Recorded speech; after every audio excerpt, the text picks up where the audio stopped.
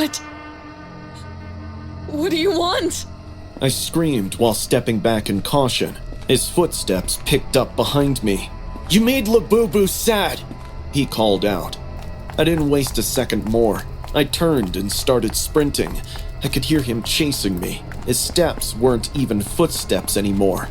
They were loud, heavy thuds, like someone running unevenly or low to the ground. He was screaming that I offended him by insulting his soulmate. My dorm was a block away. I ran across the lawn, fumbling with my keycard. I slammed on the door and swiped my keycard. At the first try, the reader flashed red. Mason was inches away. With shaking hands, I swiped again, and finally, it turned green. I yanked the door open and slammed it behind me, locking it just as his footsteps reached the pavement. He was standing right outside. I could see him through the glass on the door.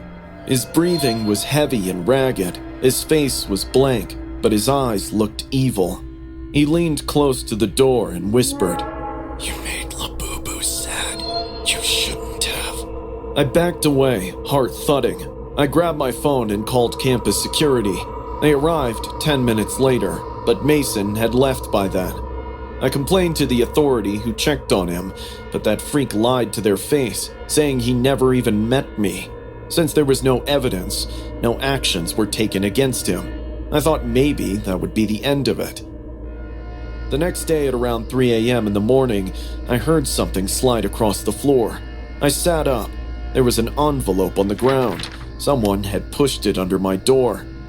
There was a photo of me in it, taken earlier that night, sitting by the pool next to Mason. In the bottom corner, written in red ink, were the words, "Labubu remembers." My hands started shaking. I threw the picture away and double-checked the lock again. I barely slept. When the sun came up, I packed a bag and went straight to Liv's dorm to stay there for a few days. But this morning, just as I was leaving, I went back to my room to grab my laptop, and I almost screamed when I entered my room. There was a pink Labubu toy sitting on my pillow. Its wide eyes stared directly at me, its jagged teeth stretched in a grin that felt too real. I threw it in the dumpster and changed my dorm. I don't know what Mason wants. I don't know if he's going to make my life miserable now, but I do know one thing. I should have never laughed at Labubu.